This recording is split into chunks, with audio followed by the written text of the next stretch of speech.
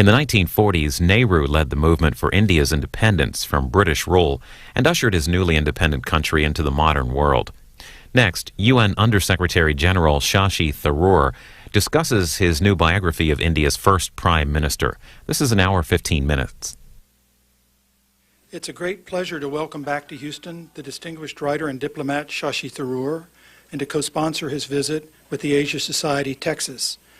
Because C-SPAN is filming tonight's event and the question and answer period that follows the reading, would you please wait until a microphone gets to you before you ask your question? And to find out when you're going to be on TV, you can go to C-SPAN's website.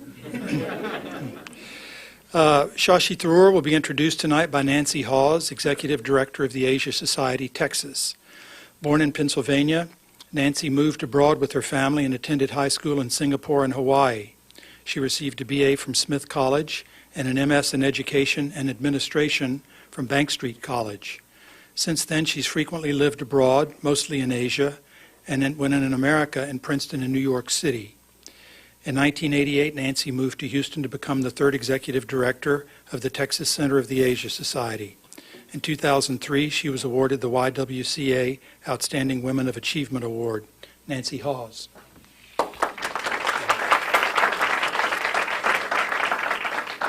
Thank you, Carl. It's always a pleasure to work with Carl and with Brazos Bookstore, and I congratulate them on 30 years. As most of you know, they're a very important part of our community. I know one thing Carl forgot to say, so I will say it. Because of C-SPAN, but also just generally, please turn off your cell phones or anything that beeps or makes noise, please. I have to do a little housekeeping. We have some program announcements up here. Next week, our gourmet guru, who's sitting right here, is going to do a cookbook promotion on her new cookbook with a small tasting of some of her samples, so please pick that one up. On Wednesday the 31st, we have a program on Pakistan, A Bridge Between the Past and the Future with Fakir Syed Aijazuddin. Should be very interesting. He's a very good speaker. We have political developments in Hong Kong and China with Ronnie Chan on the 1st of April. And on the 27th of April, we're going to have the U.S. Ambassador to Korea. So we're covering all the hot spots right now. As Carl mentioned, Shashi Tharoor is both a diplomat and an author and scholar. And I always like to say a Renaissance man. None of us can quite figure out how he does it. Tonight, he's the author. Tomorrow morning, if you want to hear him again, he's the diplomat, and he'll be speaking for us, and I can give you that information. And he's going to be talking about his newest work, Nehru, The Invention of India. Shashi was born in London, educated in Bombay, Calcutta, and New Delhi, received his BA from St. Stephen's College, then went to the U.S., where he got a PhD from Fletcher School of Law and Diplomacy at age 22. In June of 2002, he was named the Undersecretary General for Communications and Public Information of the United Nations and has led the Department of Public Information since January 2001. He's worked for the UN since 1978, where he served on the staff of the United Nations High Commissioner for Refugees in Geneva and Singapore. He's been a senior official at the UN since 1989, where until 1996 he was responsible for peacekeeping operations in Yugoslavia. From 1997 to 98, he served as an executive assistant to UN Secretary General Kofi Annan. But he's also, and the reason he's here tonight, an accomplished and much in demand author of articles, short stories, and commentaries. Among his works, in addition to tonight's book, India from Midnight to Millennium, Reasons of State, Riot, a novel, Show Business, a novel, The Great Indian Novel, and $5 Smile and Other Stories. His work as an author has brought him many awards, including the Commonwealth Writers' Prize and the Excelsior Award for Excellence in Literature. In 1998, the World Economic Forum in Davos, Switzerland, named Mr. Tharoor the global leader of tomorrow, and I suspect they would call him the global leader of today. We're really honored to have him also because he's a very good friend of ours. He's been coming and taking time from his extremely busy schedule to come down and speak to all of us. So I'd like to welcome Shashi Tharoor.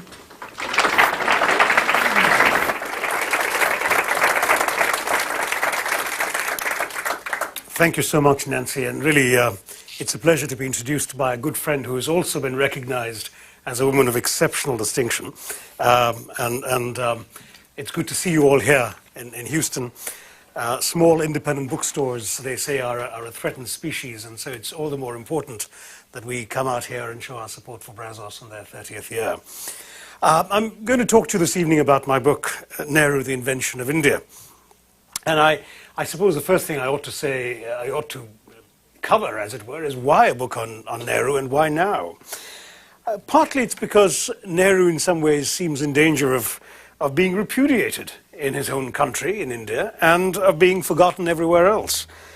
Even Indians are no longer conscious of the extent to which Nehru was a giant of his age, an iconic figure of 20th century nationalism, who particularly for the 16 years that he was Prime Minister of India, after Mahatma Gandhi's death, he was seen around the world as the embodiment of India.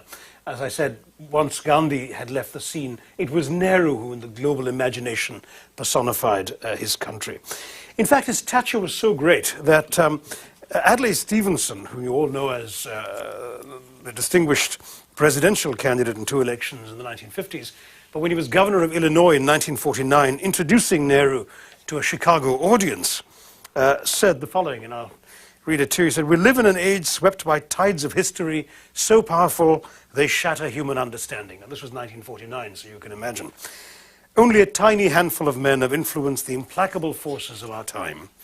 To this small company of the truly great, Pandit Jawaharlal Nehru belongs.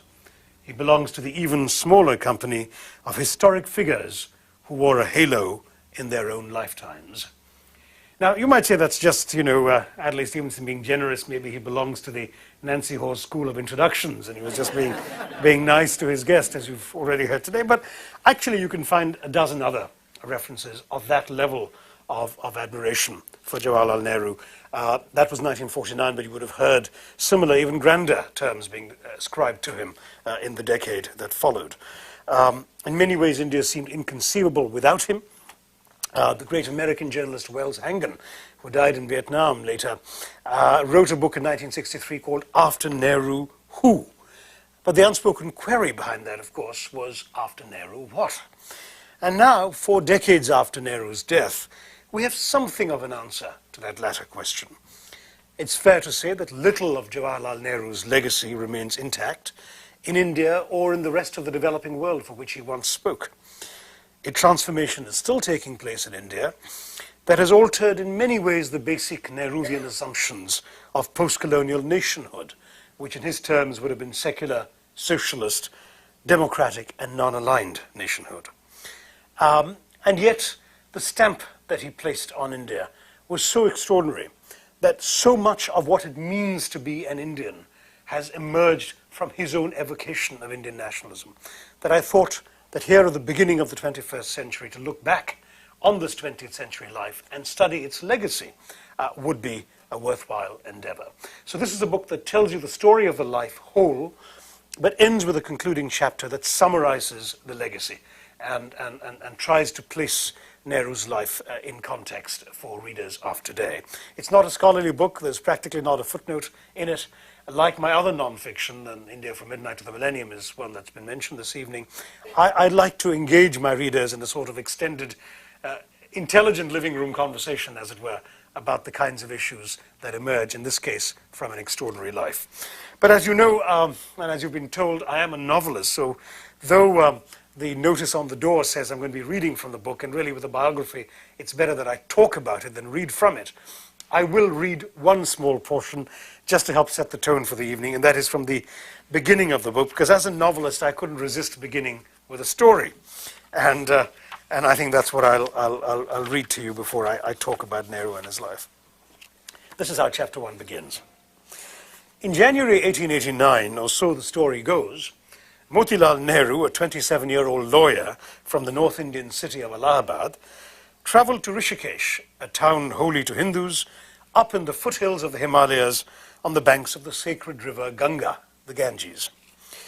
Motilal was weighed down by personal tragedy. Married as a teenager, in keeping with custom, he had soon been widowed, losing both his wife and his firstborn son in childbirth. In due course, he'd married again, an exquisitely beautiful woman named Swarup Rani Kaul. She soon blessed him with another son, but this boy too died in infancy. Motilal's own brother, Nandlal Nehru, then died at the age of 42, leaving to Motilal the care of his widow and 7 children. The burden was one he was prepared to bear, but he desperately sought the compensatory joy of a son of his own. This, it seemed, was not to be. Motilal and his 2 companions, young Brahmins of his acquaintance, visited a famous yogi renowned for the austerities he practiced while living in a tree. In the bitter cold of winter, the yogi undertook various penances, which it was said gave him great powers. One of the travelers, Pandit Madan Mohan Malviya, informed the yogi that Motilal's greatest desire in life was to have a son. The yogi asked Motilal to step forward, looked at him long and hard, and shook his head sadly. "You," he declared, "will not have a son. It is not in your destiny." As a despairing Motilal stood crestfallen before him, the other man, the learned Pandit Deendayal Shastri, argued respectfully with the yogi. The ancient Hindu Shastras, he said, made it clear there was nothing irreversible about such a fate. A great karma yogi like him could simply grant the unfortunate man a boon. Thus challenged, the yogi looked at the young men before him and finally sighed. He reached into his brass pitcher and sprinkled water from it 3 times upon the would-be father. Motilal began to express his gratitude, but the yogi cut him short.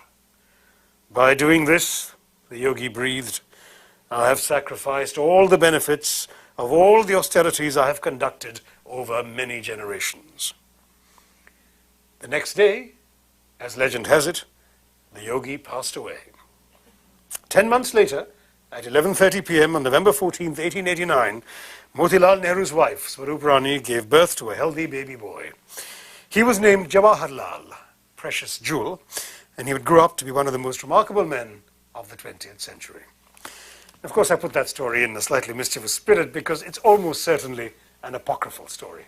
That is that there are no real contemporary accounts for it except from one of the men accompanying Motilal, and I might say that from everything we know of Motilal, who was a fierce rationalist and agnostic, it's rather unlikely that he would have gone off to a yogi and sought a boon, much less that he would have believed in the results of it. But it was a great story, and I told it for 2 reasons. First of all, of course, because it reflects in many ways the ways in which we Indians like to ascribe magical, mystical, larger-than-life beginnings to our great heroes, but also because it does underscore something that was true, and that was that Motilal saw in his son, from a very early age, a child of destiny.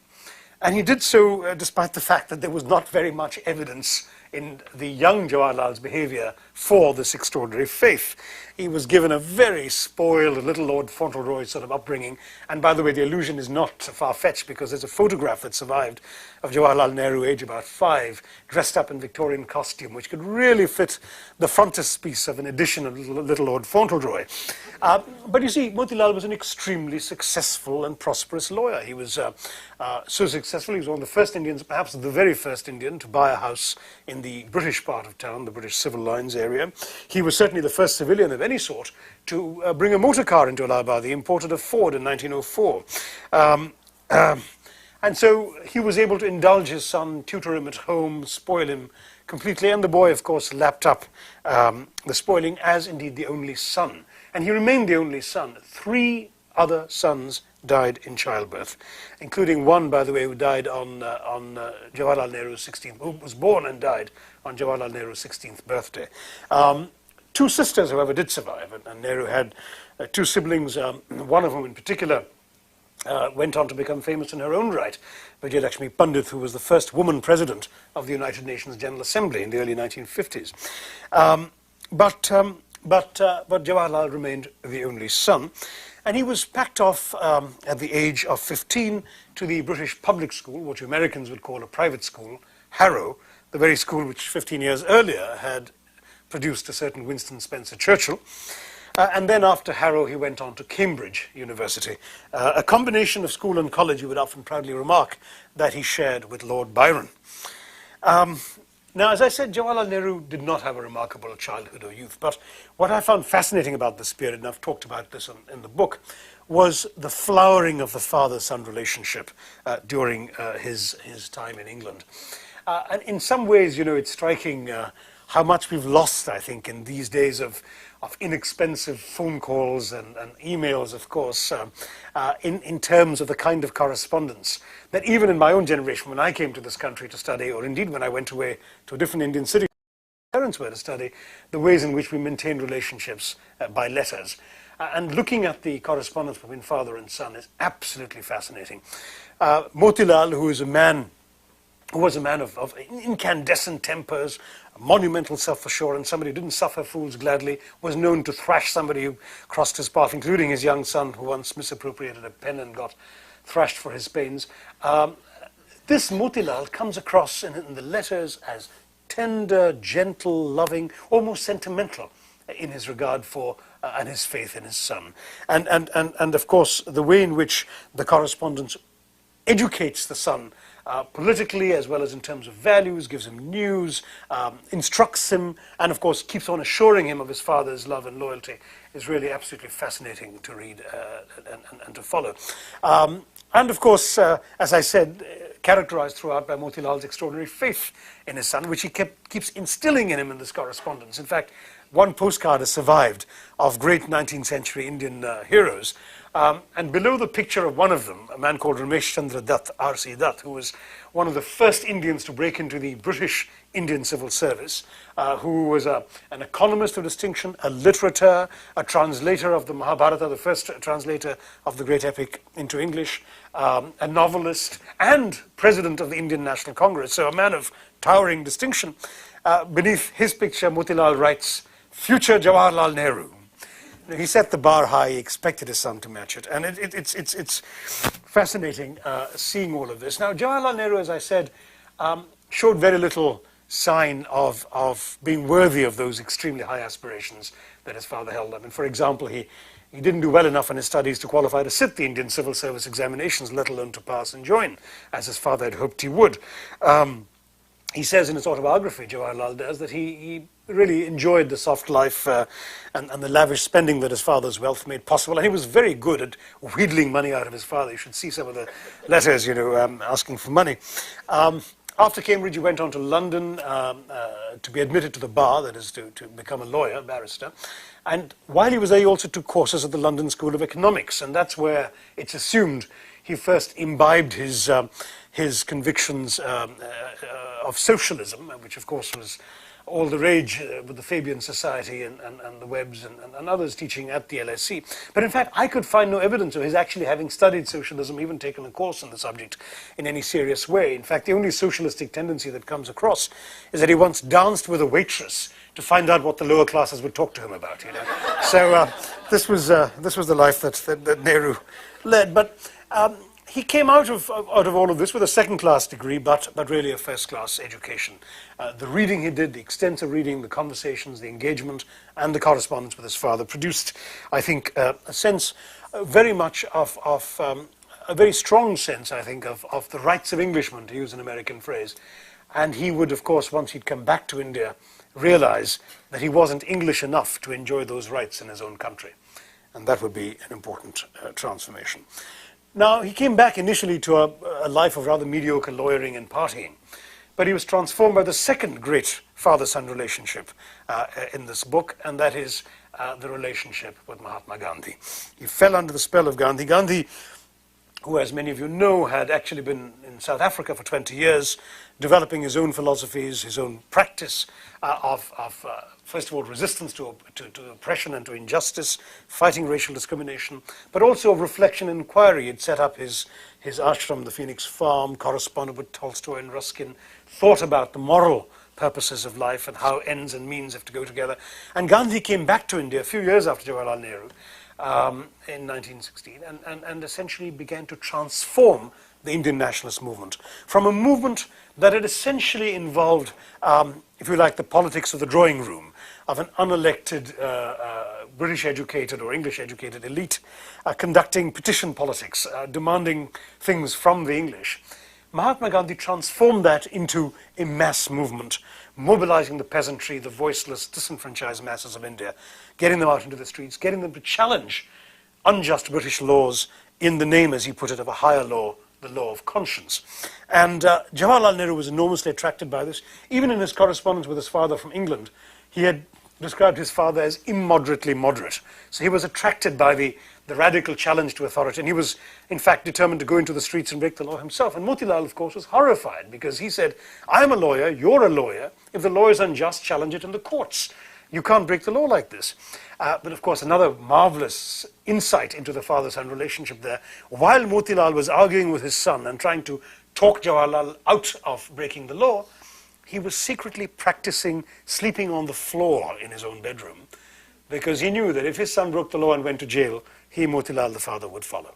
And he was preparing himself for the rigors and privations of jail by sleeping on the floor. Extraordinary relationship. But anyway, Motilal had one more, trick up his sleeve. He decided to end the debate by inviting Mahatma Gandhi to come and stay with him in Allahabad. And Motilal was a man of sufficient standing in India that Mahatma Gandhi accepted that invitation and came and stayed. And Gandhi very quickly realized that the Indian nationalist movement would need both Nehrus.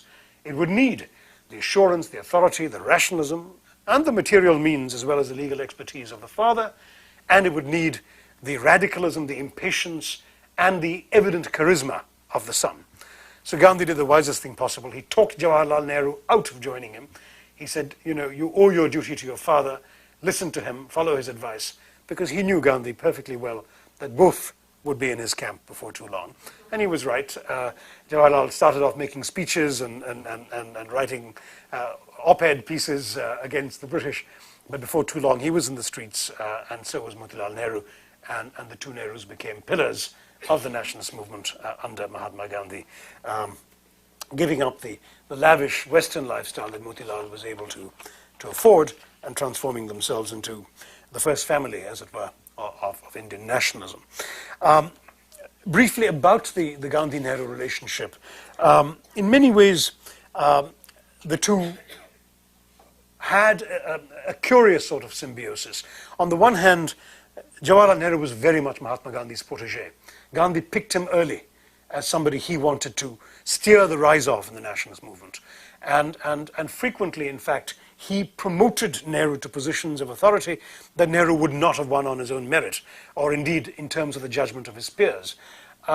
Most famously on one occasion when he engineered Jawaharlal Nehru's ascent to the presidency of the Indian National Congress, thereby making that famous postcard come true, when he was barely 40, at a time when a man 15 years his senior, Vallabhbhai Patel, was almost the unanimous favorite of the All India Congress Committee who was supposed to elect them. But once Gandhi said, this is who I want, the Congress Committee gave in, and Nehru found office and authority earlier than he might otherwise have.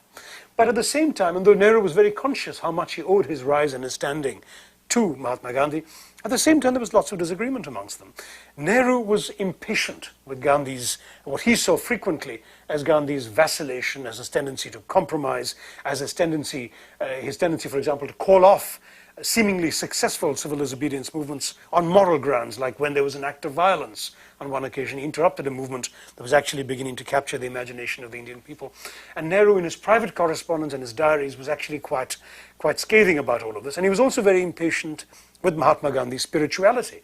Nehru himself was an avowed agnostic, had no patience with religion in any shape or form, any religion.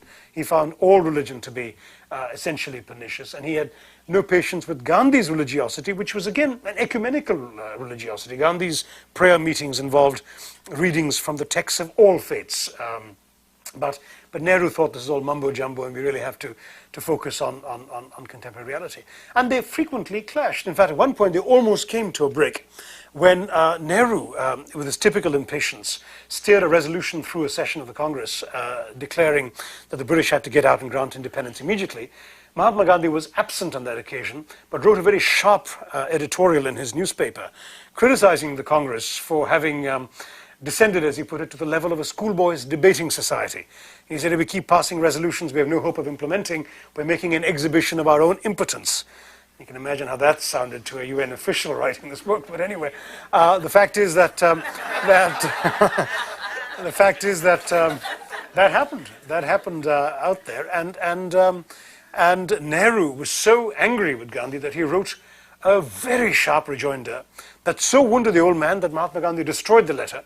A second letter, however, has survived, and in it Nehru was so sharply critical of Gandhi's view that India had to wait for its independence, that the Indian people weren't ready yet, and that it would take time. And he was so impatient in his assertions of the need for this immediately, that Gandhi replied saying, all right, clearly we don't agree. You don't agree with what I stand for, what I believe in. We will simply have to break our relations, and I will make our correspondence public. And of course, what's striking is Jawaharlal Nehru immediately caved. And he wrote this wonderful letter of apology to Mahatma Gandhi, beginning, "My dear Bapuji," Bapuji being a term of filial devotion to a father figure. And he went on to say, "Am I not your child in politics, if sometimes an errant and truant child?"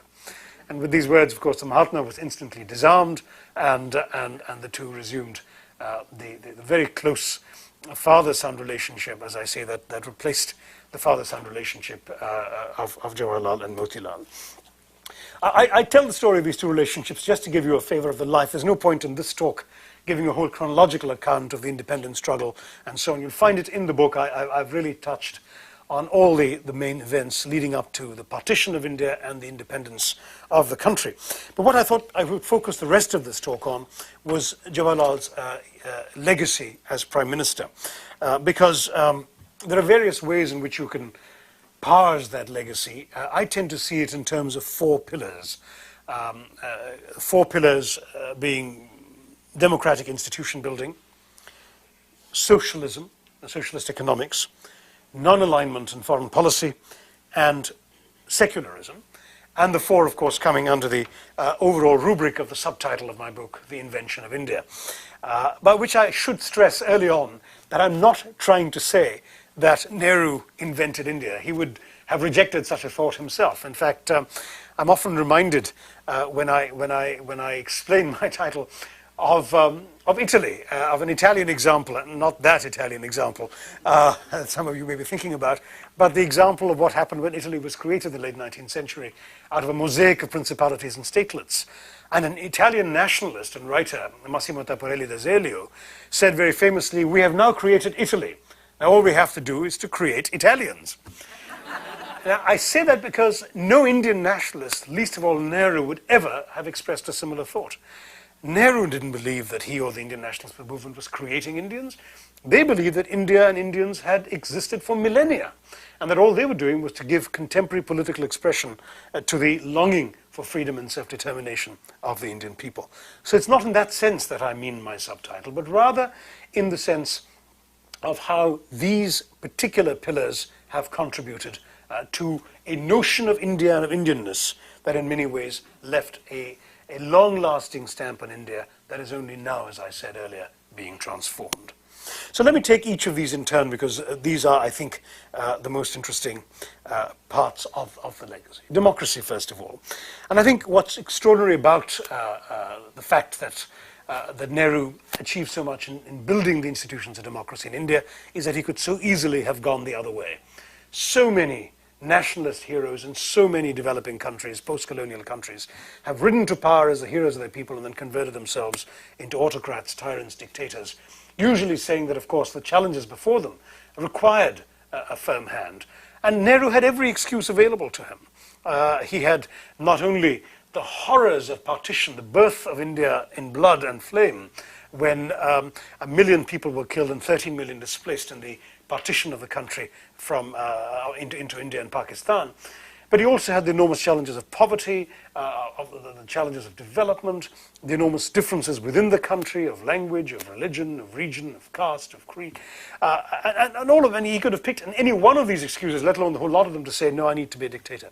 He never would have done so. He did not even think of that temptation, because of his own profound personal convictions.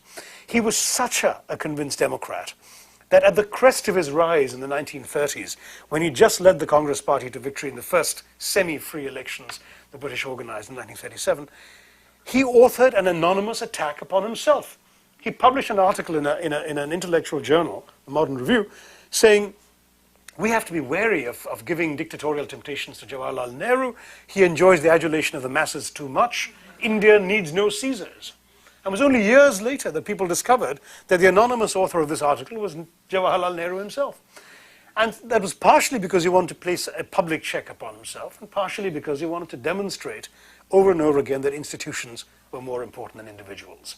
And he did that throughout his prime ministership, showing respect for the institutions created by India's constitution, working through conciliation and compromise, showing, as I said, a great deal of deference, for example, to the ceremonial president of India, sort of modeled on the British monarch, who had the title but no real power, and even to the ceremonial vice president, who really has nothing to do but chair meetings and cut ribbons. But Nehru would go out of his way to show that these people, in protocol terms and in terms of their standing, were supposed to be more important than the prime minister. He would make himself accountable to Parliament, where the numerically small opposition was able to exercise an influence out of proportion to its numbers, because he made himself accountable to them and made sure that his ministers and his civil servants were also there to be accountable. This is a man who, after Mahatma Gandhi's death, and then 2 years later, the death of Sardar Patel, his deputy prime minister, who was the only other figure in the nationalist movement who in any way could have been seen as a plausible alternative in the Congress party to Nehru. After those two had died, he truly was unchallengeable within the party, and he was known as the uncrowned king of India. And by the way, that adjective uncrowned was remedied when a middle-aged woman stepped forth from the crowd in a Congress party gathering and plonked a golden crown on Nehru's balding pate, and then turned to the audience and announced that he was the reincarnation of Krishna, which sort of confused the symbols of monarchy with those of mythology. But Nehru's reaction was revealing. He immediately took the crown off, gave it to the Congress party president, and said, auction this off for party funds. You see, so even though that adjective uncrowned was, as I said, briefly remedied, he had no patience for crowns. He saw himself as deriving his authority from the people. And that was the way in which he consistently conducted himself. When asked by Norman Cousins, that marvelous American editor, what he hoped his most important legacy would be, he said 400 million Indians capable of governing themselves. And of course, the 400 million is kind of out of date. But the fact that Indians are able to govern themselves, are able to vote out their governments, replace them with others to their liking, is a direct legacy of the fact that Nehru spent those vulnerable years of India's first years of freedom entrenching institutions that otherwise could have been fragile or could have been overturned. I know, so before any of you ask it, let me address it right away, that he is unfairly criticized as a man who started a dynasty. Let me assure you that was far from his wish. Indira Gandhi, his daughter, was his official hostess, because Nehru, of course, was a widower. But he gave her no political authority. There was 1 year when she held political office, when the Congress party elected her its president. He did not suggest it. There is no indication that he even encouraged it. He didn't want to stand in her way, but he did not encourage re-election. And she stepped down after a term as Congress party president. He did not appoint her to his cabinet. And the ultimate vindication of this is when he died, he was replaced by a man of utter integrity, competence, and dedication from his cabinet, recently from his cabinet, Lal Bahadur Shastri, who of course was no relative of the Nehru family. Now, he could not be blamed for failing to foresee that Shastri would die prematurely 2 years later, and that the party bosses of the Congress party, looking for what they hoped would be a pliable figure with great name recognition, would pick Indira Gandhi. And boy, were they wrong about her pliability, but that's another story. In fact, he was asked, I think it was also by Norman Cousins, about these charges of whether he was grooming his daughter. And he said, I mean, that would be a betrayal of everything I stood for and believed in all my life. He said, I'm not capable of ruling from beyond the grave. I would never do anything of that nature. Let me be a little briefer on the other pillars of the legacy, because I've talked a lot and I do want to get your questions and comments in. Socialism. Now that is, is of course, where the legacy starts becoming mixed, because socialism was emphatically a disaster, as you know, I've said at some length in my previous book, India from Midnight to the Millennium. But again, you need to understand where this comes from. In America, capitalism is instinctively associated with freedom. In India and in many other colonial societies, capitalism was instinctively associated with slavery. The British East India Company had come to trade and stayed on to rule. So nationalists immediately associated foreign capital with political slavery, and they thought that in fighting for their political independence, they also had to fight for economic independence. that to be independent of international capital, to control India's economy, was the essential corollary of being politically free. That is what lay behind Nehru's socialism, that of many other leaders in developing countries. But the result was that when Nehru came to power, he threw up the protectionist barriers, kept foreign capital out, and put bureaucrats rather than businessmen on the commanding heights, to use his phrase, of the Indian economy, thereby condemning India for the next 4 decades to regulating stagnation, subsidizing unproductivity, and trying to distribute poverty. Now, I will say that though I've been scathing about that in the book, that there is one good thing that came out of Nehru's statism, and that is that through this faith in the government trying to build up the economy, he did lay the platform for the infrastructure of excellence in science and technology, for which India is now famous, because one of the unintended consequences of Nehru's statism is to be found in Silicon Valley, and no doubt in some examples in this room of the excellent well-trained engineers and software specialists whom India has produced out of establishments that Nehru created and left behind. The third pillar, the foreign policy of non-alignment. And again, Nehru was unchallenged as the foreign policy expert of the nationalist movement. He was somebody who, when he was a young man, of course, had studied abroad. His family wealth meant he could afford to travel abroad. He had a great deal of expertise in the subject, and a great deal of interest in the subject, and I must say a very sharp mind. I mean, I came across something he wrote in 1927, in which he predicted that the world would see the emergence of a serious Anglo-American alliance. And this is in 1927, when the British Empire was at its peak and America was isolationist behind Fortress America. But Nehru saw this as a trend that's coming, and that sort of insight was quite fascinating. But he saw world affairs entirely in terms of issues of principle, and he was a man of great principle. I'll give you a couple of examples. In fact, his wife, Kamala Nehru, died young of tuberculosis. And when she was dying, she had to be sent off to a sanatorium in Europe for treatment. And the best sanatoriums happened to be in Germany, Nazi Germany. So when Nehru went to visit her in this tiny little mountain village in Bavaria, I think it was in Germany anyway, he made it a point to shop only at shops owned by Jewish shopkeepers, to signal his private rejection, his personal rejection of the regime that ruled the country he had no choice but to be in because his wife was dying there. Or to give you another example, you know that in those days you had no long-distance flights. Planes had to stop for refueling. He was coming back from Europe once, and his plane had to stop in Rome. And Mussolini sent an envoy to say, come and meet me, I'll be glad to receive you, this great sort of nationalist hero from India. And a pettier man might have thought, what a great opportunity to, you know, stick a thumb in the noses of the British. I'll go and do that. Not Nehru. He said unequivocally that the fascist dictator of Italy stands for nothing that I value in my political principles. I will not shake his hand. And though his plane stopped, he didn't leave the airport, he didn't go and meet Mussolini in Rome. And that's the way in which Nehru approached world affairs. And so he saw India coming to independence in a position to articulate a principled and moral view in this very cynical world that he had grown up in, of 2 world wars, the Holocaust, Hiroshima, genocide, everything that you had seen in the process of his adulthood. He wanted to reject and stand for something different. Now, the result was mixed again. On the one hand, it contributed a great deal to India's stature on the world stage, particularly in the 1950s. In fact, it's amusing to realize this now, but when India first became independent, for example, the Soviet Union didn't really believe that independence was genuine. They thought it was another British trick, you know, perfidious Albion sort of doing a sham independence. It was Nehru's independent positions and stands that convinced the Soviet Union that India was genuinely independent. And across the world, his positions on a whole number of world crises gave India a standing in world affairs out of proportion to its military strength or lack thereof, and its economic power or lack thereof, because, as I said, he spoke for this larger vision of humanity rather than for simple naked self-interest. But the flip side of this was precisely that on the one hand he offended many states, the US in particular. But I'm going to digress briefly and tell you one amusing story that you will find in the book. You know, when John Foster Dulles, Eisenhower's Secretary of State, a man famous or notorious in India anyway for having said once that about non-alignment, that neutralism between good and evil is itself evil, not a sentiment you can imagine being much appreciated in Delhi. Well, the story is, and it may well be apocryphal again, that Dulles said to Nehru, in words that perhaps some of you have heard in a more recent context in slightly different terms, are you with us or against us? Nehru replied, yes. Because, of course, that was the whole point for him, was that he wanted the independence and the freedom to be with the US or against the US, depending on the merits of the case as he saw fit.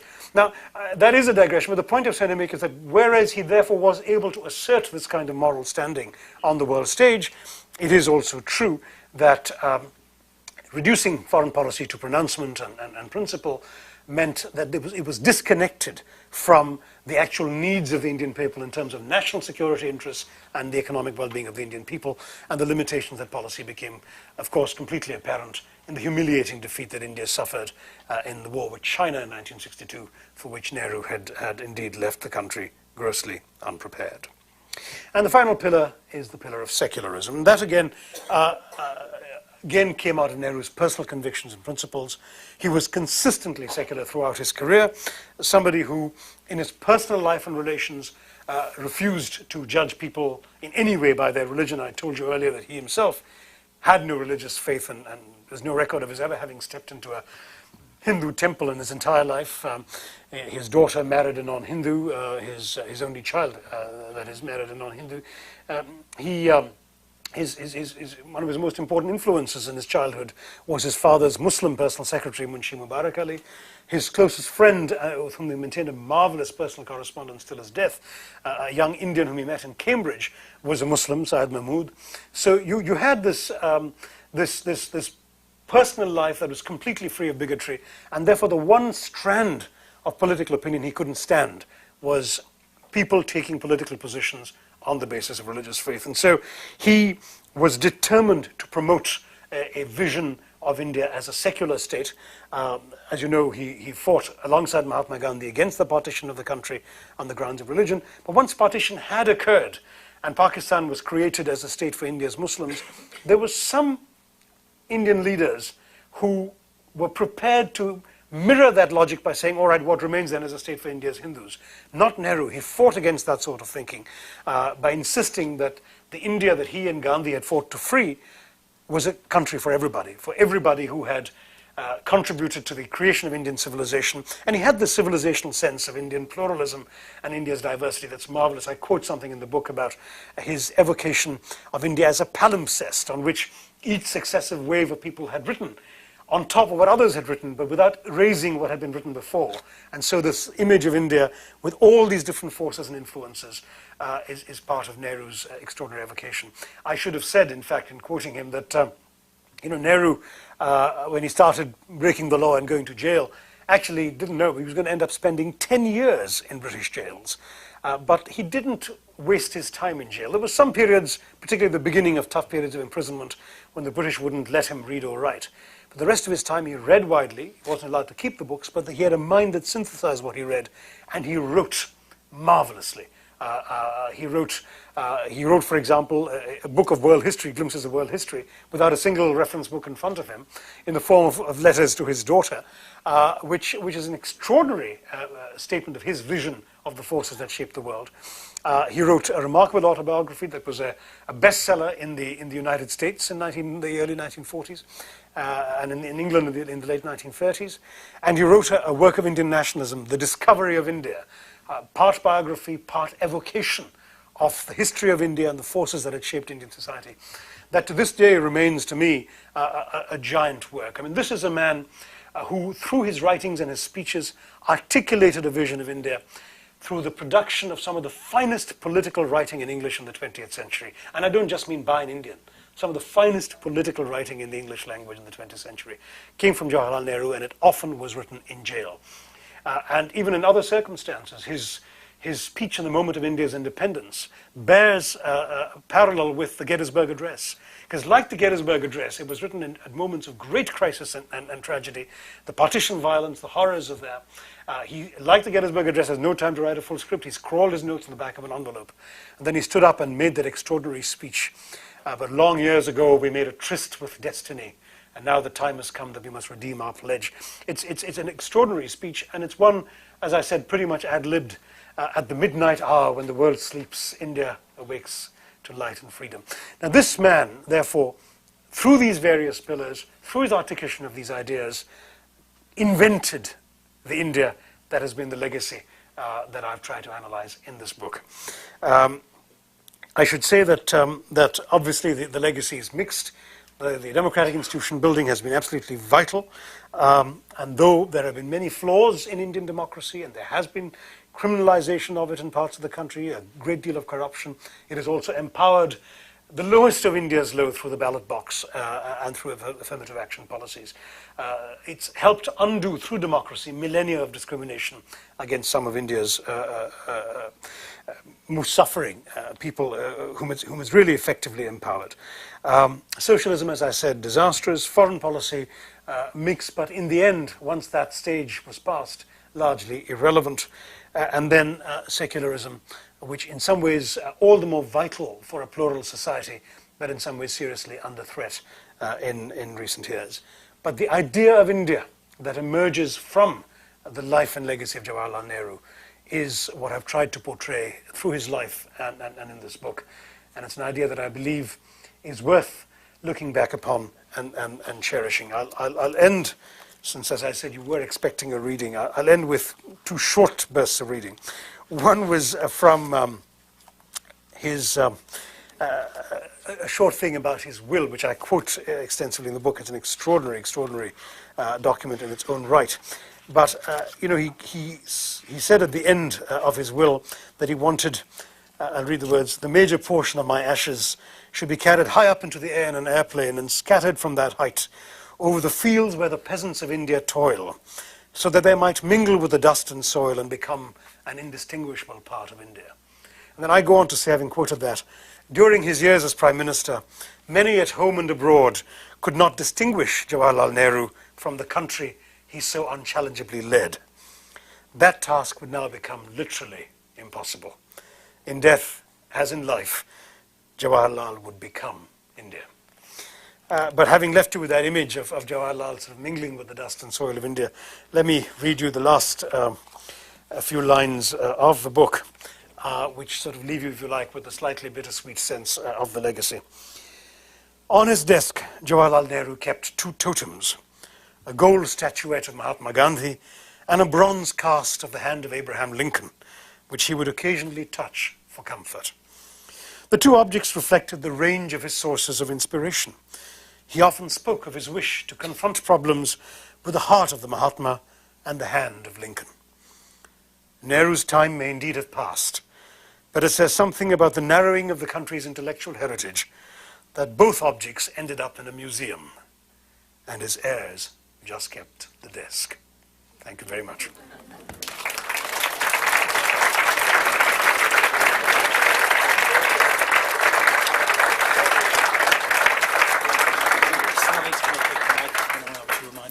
That's right. A microphone will be coming around to take your questions. I think the gentleman there, please wait for the mic to come. And you might want to notice who's the next person with a hand up so that you can move the mic while I'm answering it, Sally.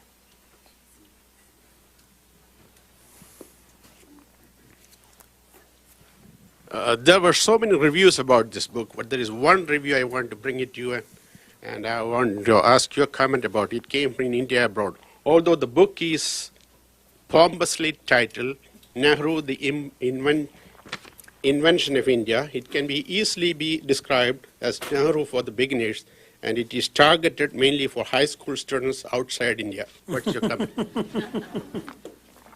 Well, about the pomposity of the title, I think I've spent enough time explaining it, so I shouldn't repeat that. I think, and I hope anyway, that the book will turn out to be of interest to anybody who wants a short and accessible biography of this great figure. I often joke that the principal merit of the book might be its brevity, because all the good biographies of Nehru, and indeed some of the not so good ones, are sort of 600 pages of small print and counting. The best biographies probably Gopal's 3-volume biography. There isn't a short book that tells the life and analyzes the legacy in this form at this time. So while I'd certainly be glad if high school students find it interesting, I certainly hope that college students, graduates, professionals, and people in retirement will also delve into the book. Yes. You said that Nehru is in danger of being repudiated in his own country.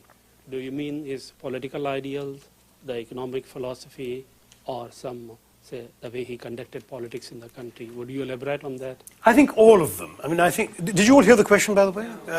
His question was, I'd mentioned that India was in danger of repudiating Nehru, and he went on to ask, what did I mean by that? His political philosophy, his economic ideals, or the way he ruled? What is it that would be repudiated? And I would say to some degree all of them. You know, as late as the late 80s, you could go to Delhi and talk to senior civil servants, politicians, even of non-Congress parties, and before too long you would have people saying, if they were able to articulate their thoughts in that fashion, that we are still Nehruvians. That was very much the dominant ethos of India's political class. You wouldn't find that today. You would find very much less of it, even in the Congress party that has in so many ways been transformed by his heirs, and certainly not in the ruling coalition.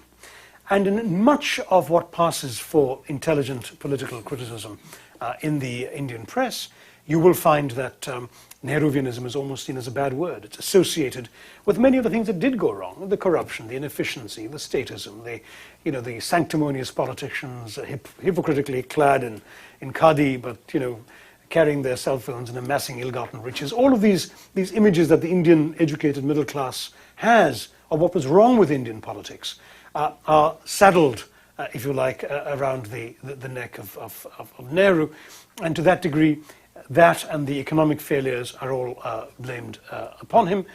Retrospectively, and as I said in my talk, unfairly, the dynasty is also blamed on him, even though I don't believe that charge can stick, given his own attitude. And so all of these things mean that in very many ways his standing has taken a pretty severe drubbing, except for a few die-hard acolytes.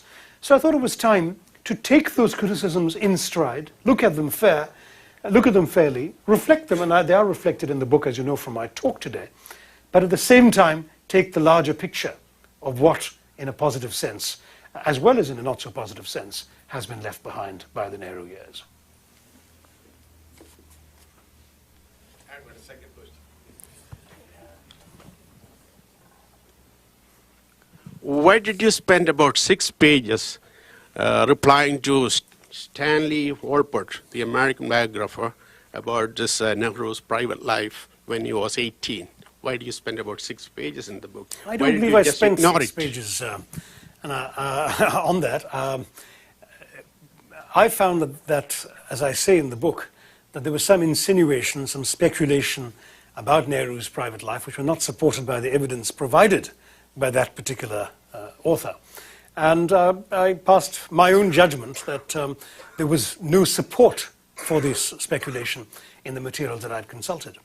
I felt that since readers might be curious about some of the newer things that have been said about Nehru's life, that it was entirely appropriate for me to address that. So that's why I did what I did. Yes?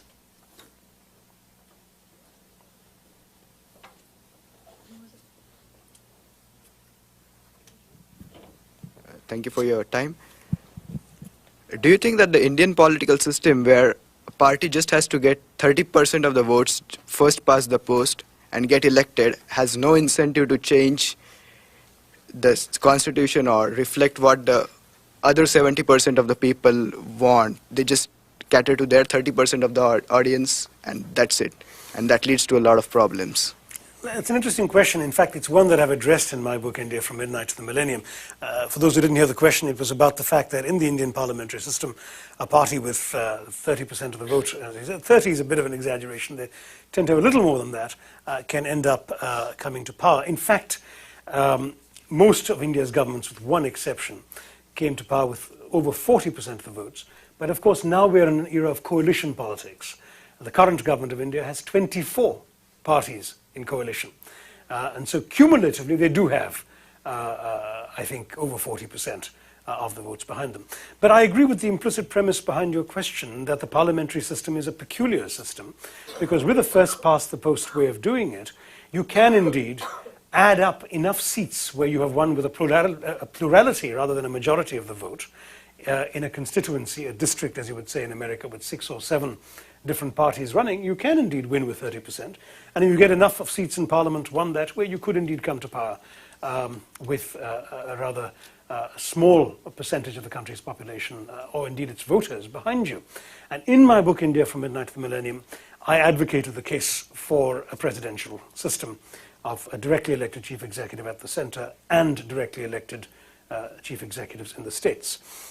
However, I think one has to be realistic and say that that idea has absolutely no future in the Indian context today.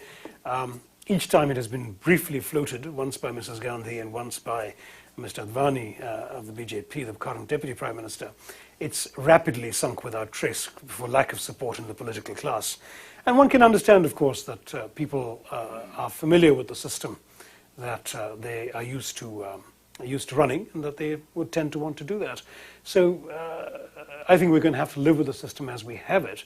And it does mean that it looks like we are in for a rather lengthy period of coalition governance.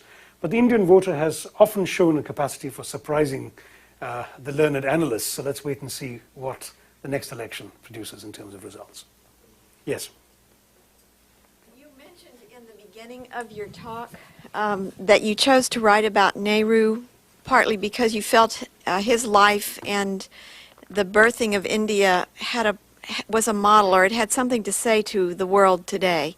And when you said that, I thought, yeah, that's right. But then I'm thinking, how is that right? I'm not sure what we're seeing in the world today that is hopeful like that, or could you talk to that a little bit more and point out, from your diplomatic experience, where is the hope in the world today, and where is the birthing happening today? Again, for those who didn't hear the question, it's about the extent to which what Nehru stood for and how he lived speaks to today's world, and if it does. I'd say a couple of things right away. I'm always hesitant to draw facile parallels because people are very much products of their own times. And some things that loomed very large in the period of Nehru's life are in some ways less relevant today. For example, one episode which I do not in fact reflect in the book, so I can mention it now, that often reminded me of how fundamentally, in a sense, the context has changed, was of the visit of the Prince of Wales to India in the 1920s when Nehru had begun his nationalist career. This is the Prince of Wales who later became Edward VIII briefly and abdicated, became the Duke of Windsor. When he came, he was taken from one sort of grand project to another. And having seen several of these, he turned to the Indian official accompanying him and said, "Isn't this marvelous? What more can you Indians possibly want?" And the Indian official sort of coughed discreetly and said, "Self-respect, sir." And, you know, it's impossible to recapture that mindset, that this was a generation fighting for the self-respect that had been denied them by alien rulers.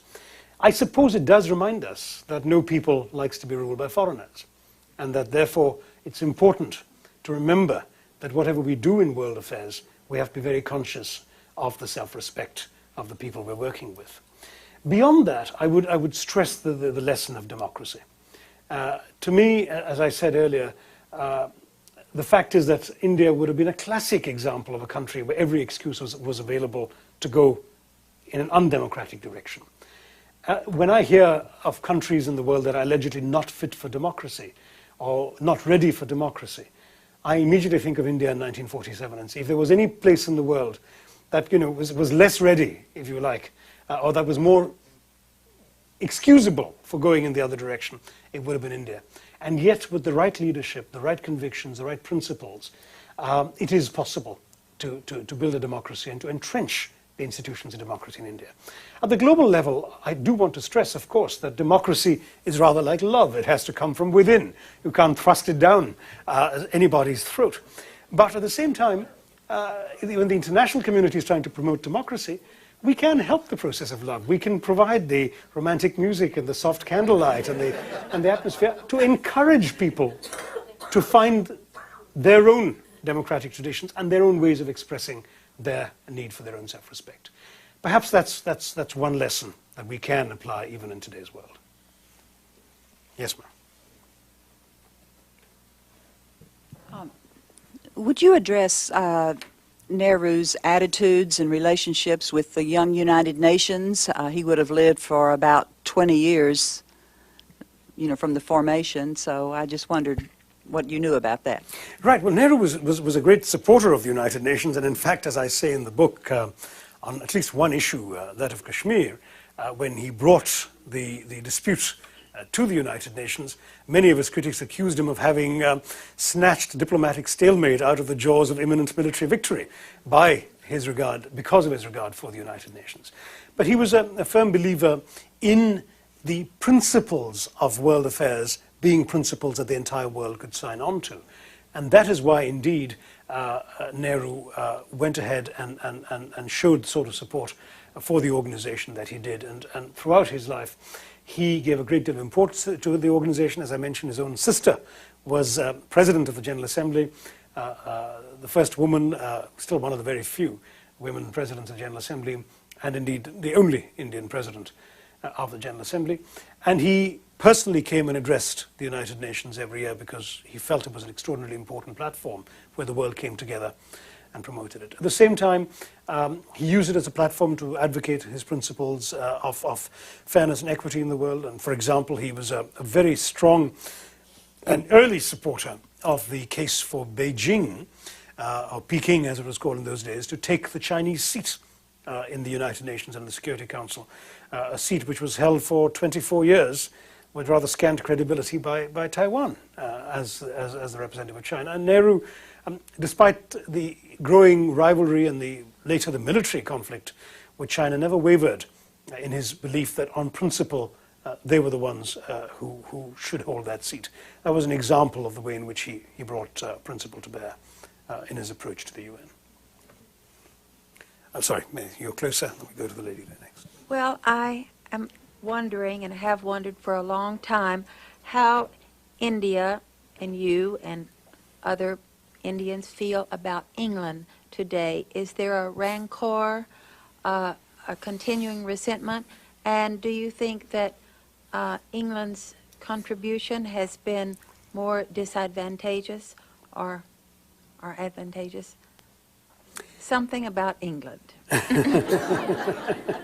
Something about England. Well, in fact, I've been, since somebody was quoting a review, I've been taken to task by one Anglophile reviewer for my disparaging remarks about Winston Churchill's attitude to Indian nationalism. So you will see that certainly there's enough reason, if you like, to feel rancor, both because of the ways in which the British sometimes conducted themselves and because of some of the attitudes. I mean, Churchill, for example, at the height of the Great Bengal famine, when millions died as a direct result of governmental policy, rather than conscious neglect.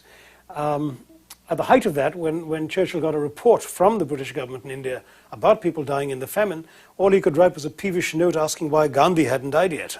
I mean, that was the sort of attitude that was brought to bear by many British rulers towards India. And yet, there was also its opposite. There was also a great deal of affection, a great deal of interchange.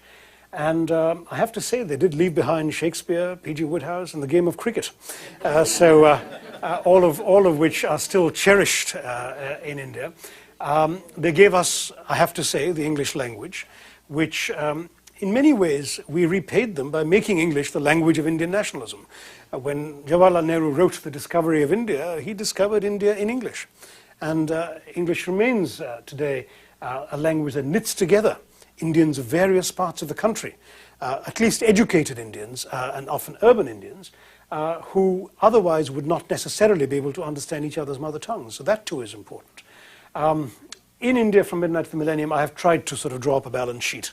It tends to be a little more negative, but I suppose the older one gets, the more mellow one can feel, and certainly there's been enough that we can blame the British for, including, of course, many Indians feel that the manner of their leaving did not become the British in terms of their claims for what they had hoped to accomplish through their rule of India. They left a sundered land, bloodied and damaged, by the horrendous process of partition, which the British midwifed. But having said all of that, there's also things we can be positive about. And of course, Gandhi, as Nehru is quoted as saying in the book, taught us not to hate. Yes. I wanted to thank you for telling our history in such a wonderful story. But my question was, you talk a lot about the legacy of Nehru being about democracy building and institution building, but it seems like his record was far greater in his personal principle than in perhaps the success of the bureaucracy in the state in India. So what I'm wondering is, in today's world, in today's politics, to what when it seems like those who stand by their principles are the suckers who can't win, and unless you play the rules of the game, you're not going to get anywhere, to what extent can someone succeed in the national or international arena as a leader by standing truly by their principles and not playing the game? Okay. Well, there's two comments I should make. And the question was, Nehru was a man of principle and not so much of structure and bureaucracy, and to what extent in today's world can somebody succeed just by principle? First of all, obviously, I believe both in national affairs and international affairs that principle is extremely important, and that people should be judged by the principles they espouse and should be held to account for the principles they betray. But I will say that Nehru wasn't quite as head in the clouds as your question implies, and as I must say, as I depicted a character based on him in my novel, satirical novel, The Great Indian Novel, whom I took the blind king of the Mahabharata and made him this sort of blind visionary first prime minister of independent India, who could sort of had this vision at the far distance but was unable to see the real world around him. And that is a charge that is made of Nehru, and as I said, I have implicitly made it in my fiction. I think it's not entirely fair. I think, for example, when you mention the bureaucracy and the state structures, in fact, Nehru did a great deal to build on what had been created essentially by Sardar Vallabhbhai Patel, who was, as Deputy Prime Minister and Home Minister, took the institutions of the British Raj and Indianized them, creating the Indian Administrative Service, the Police Service, the Central Services, and so on, the steel frame of British rule, and made of it an effective administrative mechanism for India. Nehru did use that and build upon it. Though one can accuse him, certainly, of some kinds of neglect, one can accuse him also of trying to micromanage the things he was interested in and of not paying enough attention to things that needed to be improved, I would say that he did set high standards and that he did expect the people working for the government of India to reach those high standards. And there was a level of excellence in Indian governance under Nehru that I think it's fair to say is no longer attained today. But I do believe that, of course, we could all learn from the example of principle, and that both in India and any other country and in the world at large, we must indeed expect principles to be upheld. Otherwise, what light would we live by? I'll take one last question, perhaps. Okay, two last questions, and the two hands up, and then we should wrap it up. Yeah. Thank you so very much for reviving the spirit of Nehru at this time. My question is just a comment.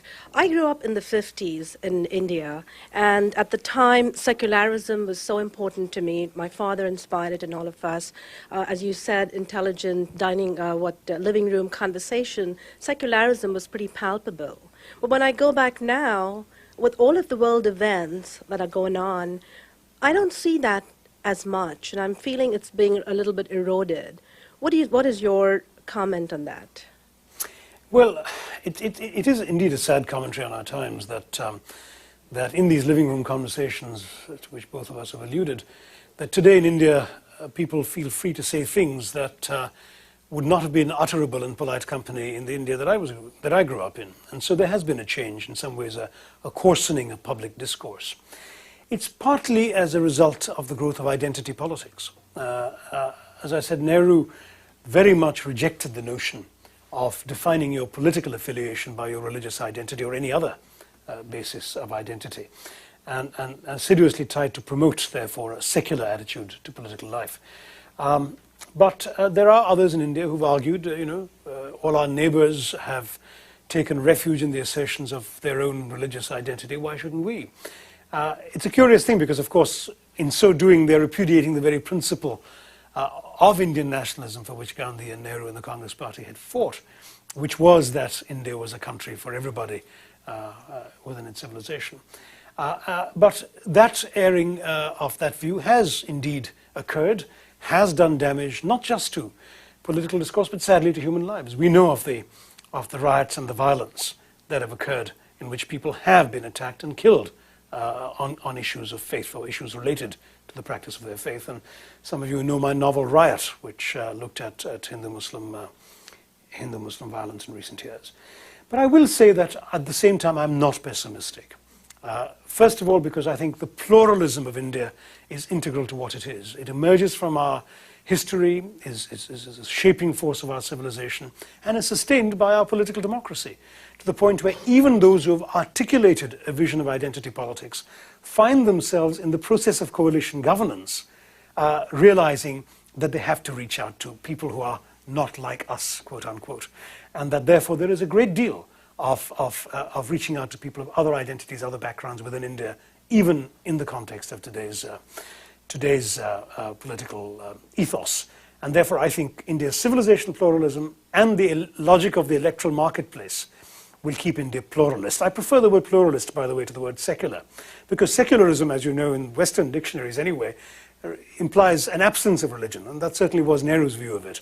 Whereas in India, secularism really means a profusion of religions, because everybody in India is religious. In fact, our country is so conscious of faith that the communist parties in Calcutta, for example, during the annual Durga Puja to the goddess Durga, compete with each other to put out the most lavish puja pandals to the goddess Durga. And that's communism in India. So, but what happened was, in the same Calcutta, when I was a high school student, you could literally hear the wail of the muezzin calling the Muslim faithful to prayer, practically blending with the tinkle of the bells at the Shiv Mandir down the street. And not far away, the loudspeakers outside the Sikh Gurudwara that were reciting verses from the Guru Granth Sahib. And around the corner, we had St. Paul's Cathedral in Calcutta. This is one neighborhood that I lived in. And that's India. It's this whole profusion of religious faith. And I think that is so inescapable a part of the Indian reality, there will be no escaping from it. Last question. My question actually went in line with what the previous question was about, but if Nehru were alive today, what do you think would be his general observations about India, and especially with the increasing popularity of identity politics? What would he identify as the cause of this trend?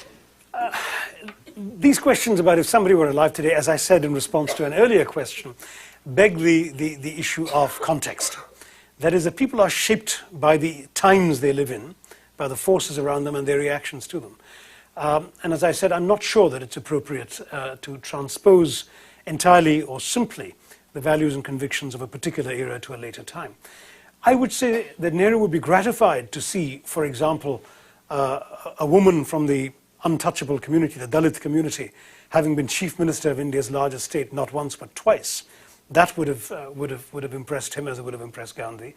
He'd certainly be glad to see that democracy had survived, that parties had been turfed out by the electorate in the states and at the federal level. He would probably have been deeply disappointed by the quality of the Indian political class. His cabinet had something like 70% of PhDs. His parliament was full of highly educated people, the first parliament of independent India.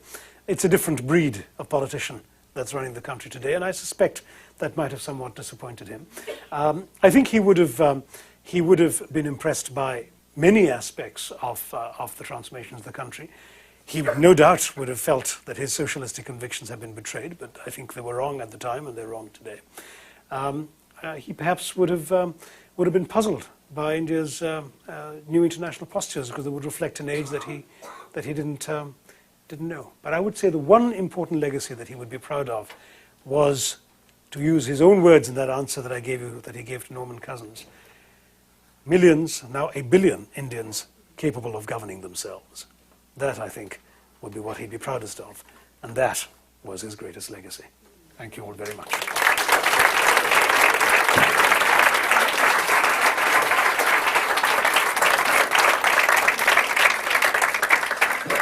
Shashi Tharoor is Undersecretary General for Communications and Public Information of the United Nations. Nehru, The Invention of India, is published by Arcade on the web at arcadepub.com.